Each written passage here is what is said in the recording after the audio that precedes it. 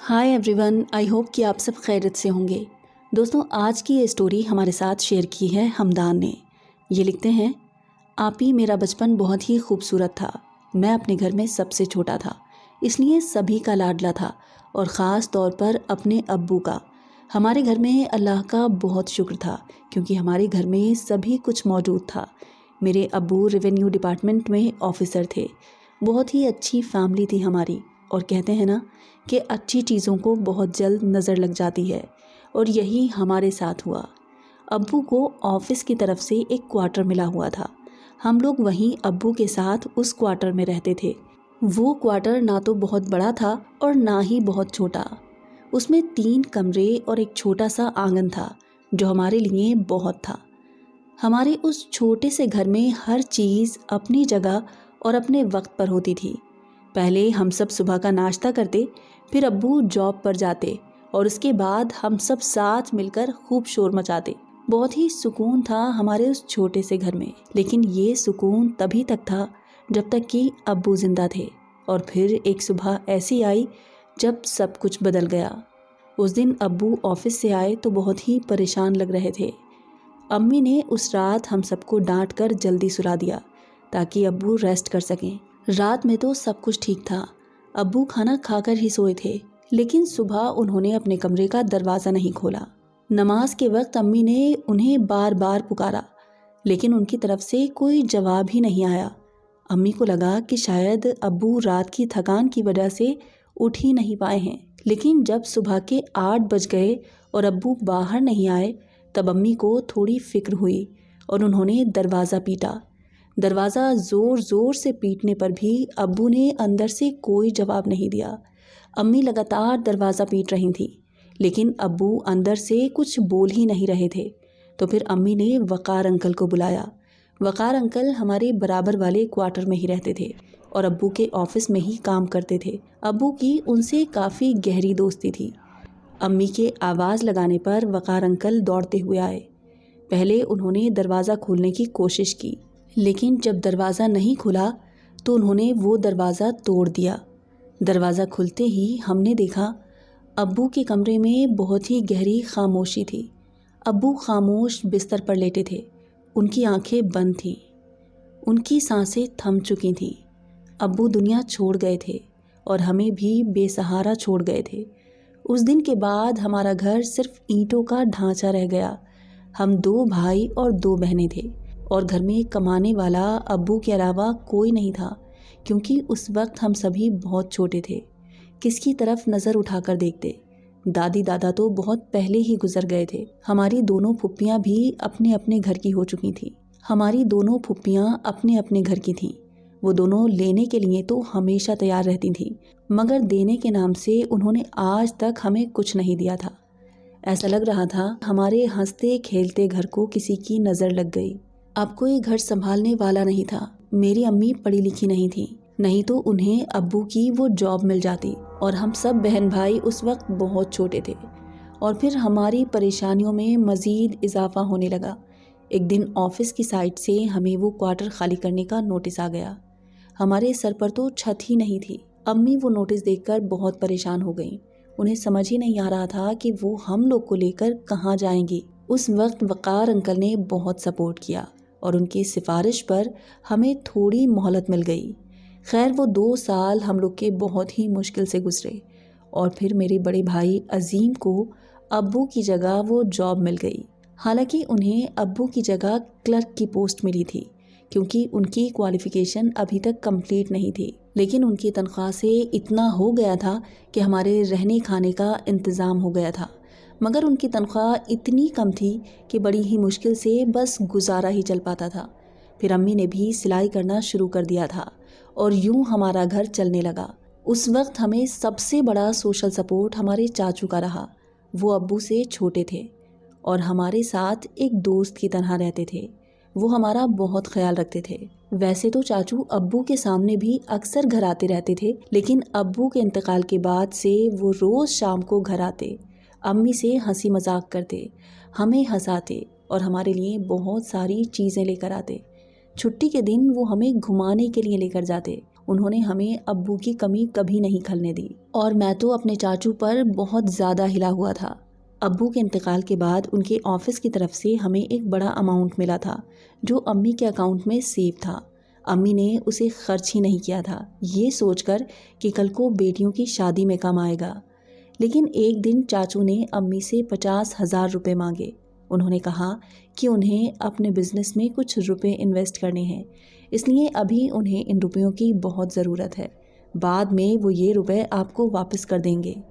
ابھی کیونکہ چاچو ہمارے بہت ہی قریب تھے اور ہمارا خیال بھی بہت رکھتے تھے، اس لیے امی انکار نہیں کر پائیں اور انہیں وہ روپے دے دیے، حالانکہ وہ ہمارے لیے ایک بہت بڑا اماؤنٹ تھا۔ امی نے ان سے کہا کہ کوئی جلدی نہیں ہے، پہلے اپنا کام کر لو، بعد میں آرام سے لوٹا دینا۔ لیکن میرے چاچو تو وہ روپے لے کر بھول ہی گئے، انہیں یہ یاد ہی نہیں رہا کہ روپے لوٹانے بھی تھے، بلکہ انہوں نے ہمارے گھر آنا بھی کم کر دیا۔ اب وہ ہمارے گھر بہت ہی کم آتے تھے۔ میں ان سے اکثر شکایت کرتا، چاچو آپ بدل گئے ہیں، لیکن وہ ہمیشہ ہنس کر ٹال جاتے۔ اور پھر کچھ دن بعد ہی چاچو نے امی کو بتایا کہ انہیں ایک لڑکی پسند ہے اور وہ وہاں شادی کرنا چاہتے ہیں۔ یہ سب سن کر امی سخت حیران تھیں کہ چاچو یہ سب کہہ رہے ہیں، کیونکہ چاچو سے تو گھر والے کئی بار رشتے کی بات کر چکے تھے، لیکن وہ تو ہمیشہ ہی انکار کرتے تھے کہ انہیں شادی نہیں کرنی، اور اب وہ خود شادی کا کہہ رہے تھے، اور وہ بھی اپنی پسند کی لڑکی سے۔ امی نے بھی کہا کہ ٹھیک ہے، اگر تمہیں پسند ہے تو ہمیں کوئی اعتراض نہیں ہے، اپنی دونوں بہنوں کو بلا لو اور ان لوگ کو بھی بلا لو، سب لوگ ساتھ بیٹھ کر بات کر لیں گے۔ اگلے دن جہاں میرے چاچو کا رشتہ ہونا تھا، ان کے دونوں بھائی یعنی میری چاچی کے دونوں بھائی آ کر نیکسٹ ویک کی ڈیٹ فکس کر گئے۔ میری امی اور دونوں پھوپھیاں تو کچھ بول ہی نہیں پائے۔ ان کے جانے کے بعد میری بڑی پھوپھی نے میرے چاچو سے کہا کہ یہ کیسی شادی ہے بھلا، جس میں انہوں نے ہم سے کچھ پوچھا ہی نہیں، بس آئے اور اپنا فرمان سنا کر چلے گئے۔ میری پھوپھی نے کہا کہ ہم ایسی جگہ تمہاری شادی نہیں کریں گے، ہمیں یہ لوگ کچھ ٹھیک نہیں لگ رہے۔ لیکن میرے چاچو کہنے لگے کہ مجھے وہ لوگ پسند ہیں، اور ویسے بھی شادی کے بعد مجھے اس کے ساتھ رہنا ہے، آپ لوگ کو تھوڑی ہی رہنا ہے، اور جب مجھے ہی ان لوگ سے کوئی اعتراض نہیں ہے تو آپ لوگ کو کیوں اعتراض ہے؟ چاچو کی یہ بات سن کر میری پھوپھی خاموش ہو گئیں۔ وہ بھی اس رشتے سے خوش نہیں تھی، لیکن چاچو کی وجہ سے خاموش تھی۔ اور پھر اگلے ہفتے ہم لوگ چاچو کی بارات لے کر چاچی کے یہاں پہنچ گئے۔ بارات ہی کیا تھی، کیونکہ ایک معمولی سا نکاح کا پروگرام رکھا گیا تھا جس میں بہت ہی چنندہ لوگوں کو شامل کیا گیا تھا۔ ہماری طرف سے بس میری دونوں پھوپھیاں تھیں اور ہم تھے، اور دلہن والوں کی طرف سے بھی یہی کوئی 15-20 لوگ شامل تھے، لیکن وہ لوگ بہت ہی عجیب لگ رہے تھے۔ کوئی ٹھیک سے ہم سے بات ہی نہیں کر رہا تھا، سمجھ ہی نہیں آ رہا تھا کہ چاچو نے کیا پسند کیا ہے، آخر اس لڑکی میں ایسا کیا ہے جو چاچو کو وہ اتنا پسند آئی ہے۔ خیر نکاح ہو گیا اور ہماری چاچی گھر آ گئیں۔ ہم لوگ چاہتے تھے کہ چاچی کچھ دن ہمارے ساتھ ہمارے گھر پر ہی رہیں، لیکن انہوں نے صاف انکار کر دیا کہ وہ کہیں نہیں جائیں گی، انہیں اپنا گھر ہی اچھا لگتا ہے۔ اور میرے چاچو تو اپنی بیوی کے اتنے فرما بردار بن گئے کہ شادی کے بعد ہم لوگ کو بالکل ہی بھول گئے تھے، کبھی فون نہیں کرتے تھے، کبھی آتے جاتے نہیں تھے۔ امی کہتی تھیں کہ ابھی ان کی نئی شادی ہوئی ہے، بیوی کو وقت دینے دو۔ میں امی سے کہتا تھا کہ مجھے چاچی بالکل پسند نہیں ہے، انہوں نے آتے ہی چاچو کو ہم سے چھین لیا ہے، اور امی میری اس بات پر ہنسنے لگ جاتی۔ ہماری چاچی جن کا نام نجمہ تھا، دھیرے دھیرے انہوں نے چاچو کو اپنی گرفت میں لے کر اپنے پر نکالنا شروع کر دیے، اور سب سے پہلے چاچو کی بہنوں کا آنا بند کر دیا۔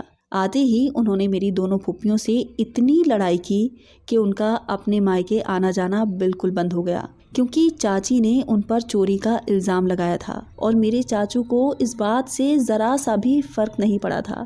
میرے چاچو تو اپنی بیوی پر فدا تھے، وہ دن کو رات کہتی تو وہ بھی رات کہتے۔ ہم لوگ بھی اپنے چاچو کی یہ بدلی ہوئی شخصیت دیکھ رہے تھے کہ چاچی کے آنے کے بعد سے چاچو کیسے بدل گئے ہیں، لیکن میری امی بہت ہی شریف خاتون تھی، وہ نجمہ چاچی کو بہت اچھے سے سمجھ گئی تھی، اس لیے انہوں نے کبھی ان کی دہلیز پر قدم نہیں رکھا۔ چاچو اور ہم لوگ اب بالکل الگ ہو گئے تھے۔ کہنے کو تو ہم دونوں ایک ہی شہر میں رہتے تھے، لیکن ہم دونوں ہی ایک دوسرے کے حال سے واقف نہیں تھے۔ उन दिनों मेरी कॉलेज में एडमिशन फ़ीस जमा होनी थी और अम्मी के पास उस वक्त रुपए नहीं थे। तब मैंने अम्मी से कहा, अम्मी आपने जो रुपए चाचू को दिए थे वो उनसे वापस मांग लीजिए ना, क्योंकि उन्होंने तो बस कुछ ही दिन का बोलकर वो रुपए आपसे लिए थे और आज तक वापस नहीं किए हैं। वो भी तो हमारे ही रुपए हैं ना। मेरी बात सुनकर अम्मी हंसने लगी और कहने लगी कि बहुत समझदार हो गया है। फिर उन्होंने चाचू को फ़ोन लगाया, लेकिन चाचू ने कॉल रिसीव ही नहीं की। मैंने कई बार ट्राई किया, लेकिन उन्होंने कॉल रिसीव ही नहीं की। तो शाम के वक्त अम्मी मुझे लेकर चाचू के घर पहुंची। मैंने दरवाज़ा खटखटाया तो चाची ने दरवाज़ा खोला। वो हमें इस तरह अपने सामने देखकर चौंक गई। फिर उन्होंने अम्मी को सलाम किया। चाचू भी अभी अभी हमारे सामने ही बाहर से आए थे।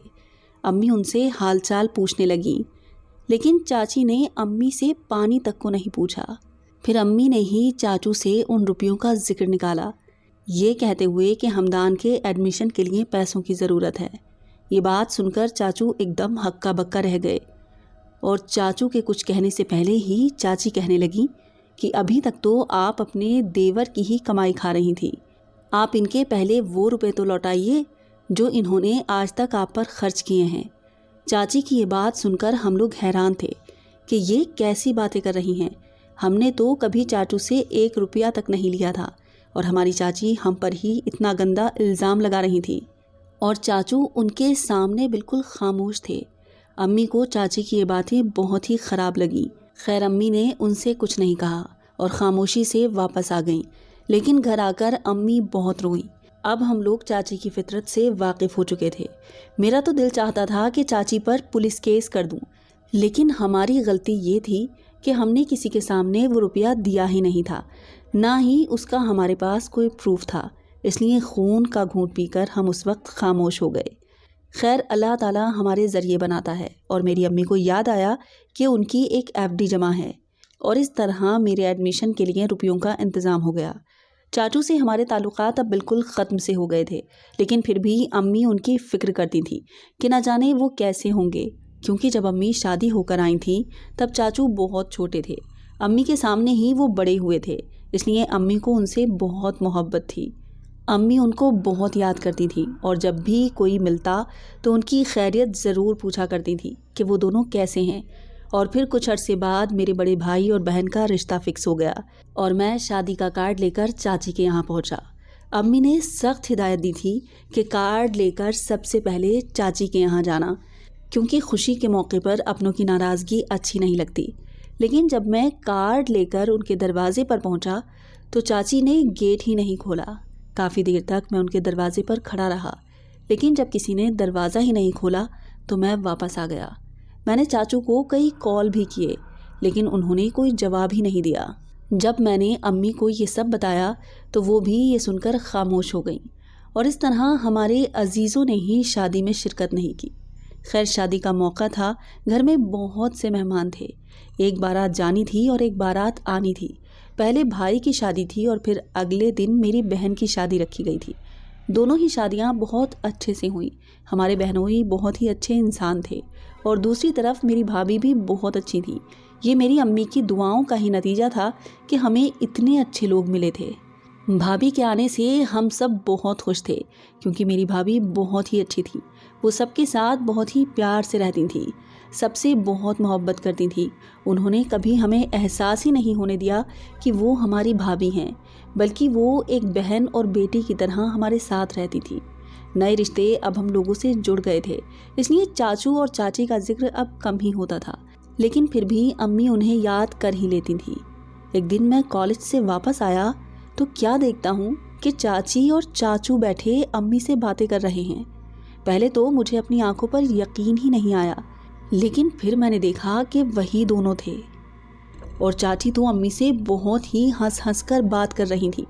मैं हैरान था कि ये सब कैसे हुआ, क्योंकि चाची हमारे घर आना तो दूर, हमसे बात करना भी पसंद नहीं करती थी।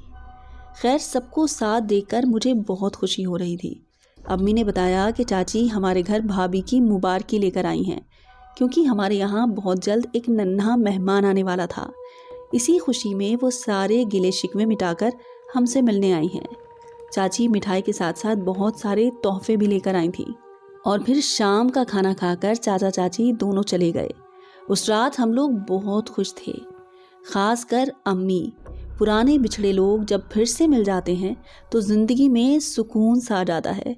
अम्मी देर रात तक चाचू का जिक्र करती रहीं। देर रात को जब मेरी आंख लगी तो मैं ख्वाब में क्या देखता हूँ कि कोई बूढ़ा सा आदमी जिसने कुछ अजीब सा काले रंग का लिबास पहन रखा है, वो हमारे घर के बाहर खड़ा हमारे घर का दरवाज़ा खटखटा रहा है। वो आदमी देखने में बहुत ही खौफनाक था। ऊपर से उसने काला लिबास पहन रखा था। जितना मुझे ध्यान है उसकी दोनों आंखें भी नहीं थी, बल्कि आंखों की जगह हल्के दिखाई दे रहे थे। और वो इतना खौफनाक था कि मैं चीख मारकर उठ बैठा और चिल्लाने लगा कि कोई हमारा दरवाज़ा खटखटा रहा है। लेकिन जब मैंने उठकर देखा तो सब कुछ नॉर्मल था, सब अपने अपने कामों में लगे हुए थे। मुझे लगा कि शायद थकान की वजह से ऐसे ख्वाब दिख जाते हैं। और फिर मैं तैयार होकर कॉलेज चला गया और वो ख्वाब तो मैं भूल ही गया। अब जब मैं कॉलेज से वापस आया तो क्या देखता हूँ कि चाची फिर से हमारे घर बैठी हैं। उन्होंने बताया कि चाचू को कहीं बाहर जाना था तो वो घर पर अकेली रहती और इसलिए वो यहाँ हमारे पास आ गई। शाम को अम्मी ने खाने का इंतज़ाम किया तो मेरी बहन को भी दावत पर बुला लिया। ये मेरी वही बहन थी जिनकी अभी अभी शादी हुई थी। मेरी बहन और बहनोई शाम के वक्त दोनों तशरीफ़ ले आए। चाची उन दोनों से पहली बार मिल रही थी। मेरी बहन और बहनोई दोनों बहुत ही खूबसूरत थे और शादी के बाद तो उन दोनों की जोड़ी और भी ज़्यादा खूबसूरत लग रही थी। चाची मेरी बहन से उनके ससुराल के बारे में बहुत सारी बातें पूछने लगी और मेरी बहन भी उन्हें सब कुछ बताती रही। और फिर मेरी चाची ने ब्लैक कलर की बहुत ही खूबसूरत सी चूड़ियाँ अपने पर्स से निकालकर मेरी बहन के हाथों में पहना दी, ये कहकर कि उनके पास इस वक्त उसके लिए कोई दूसरा तोहफा नहीं है। उसके हाथों में वो चूड़ियाँ बहुत ही खूबसूरत लग रही थी। उस दिन सब कुछ ठीक रहा। खाने के बाद सब लोग अपने अपने घर चले गए। अगले दिन हम लोग क्या देखते हैं कि मेरी बहन सुबह के वक्त चली आ रही है। अम्मी ने पूछा, इस वक्त और वो भी बिल्कुल अकेले, सब खैर तो है? तो वो कहने लगी कि उन्हें अब उस घर में बिल्कुल नहीं रहना। उन्हें अपना शौहर बिल्कुल पसंद नहीं है और वो उसके साथ बिल्कुल नहीं रह सकती। अम्मी और हम सब हैरान थे कि अभी कल तक तो ये दोनों साथ में कितने खुश लग रहे थे और अब अचानक ये सब ऐसा कैसे हो सकता है। खैर हम लोग ने उस वक्त कुछ नहीं कहा कि एक आध दिन में समझाकर वापस भेज देंगे। लेकिन उसी वक्त उसके पीछे पीछे से उसके हस्बैंड दौड़ते हुए आए और कहने लगे कि रात तो सब कुछ ठीक था, कोई लड़ाई भी नहीं हुई थी, लेकिन सुबह उठते ही न जाने इन्हें क्या हुआ कि इन्होंने ठीक से बात तक नहीं की और मुझसे बिना कुछ कहे घर से बाहर निकल गईं। वो बहुत ही ज़्यादा परेशान लग रहे थे। वो आपी को लेने के लिए आए थे, लेकिन आपी ने उनके साथ जाने से सख्त इनकार कर दिया और उनके साथ बहुत ही बदतमीज़ी की और वो बेचारे खामोश होकर घर वापस चले गए। बैठे बिठाए न जाने कैसी मुसीबत आ गई थी। अभी तो सब कुछ ठीक था। हालांकि मेरी बहन ने कभी ऐसी कोई हरकत नहीं की थी। वो बहुत ही तमीज़दार और शरीफ घराने की लड़की थी। हम लोग भी हैरान थे कि ये ऐसे कैसे कर सकती है, क्योंकि जिस तरह वो अपने शौहर से बात कर रही थी उसका ये अंदाज़ हम लोग ने पहली बार देखा था। बैठे बिठाए न जाने कैसी मुसीबत आ गई थी। अभी तक तो सब कुछ ठीक था और अचानक हमारी हंसती खेलती फैमिली को न जाने किसकी नज़र लग गई थी। उस रात जब मैं सो रहा था तो मैंने फिर से उन्हीं बुज़ुर्ग को ख्वाब में देखा जिन्हें मैंने अभी कुछ ही दिन पहले अपने ख्वाब में देखा था। उन्होंने वही काला लिबास पहन रखा था और इस बार वो मेरे घर के आंगन में कुर्सी पर बैठे थे।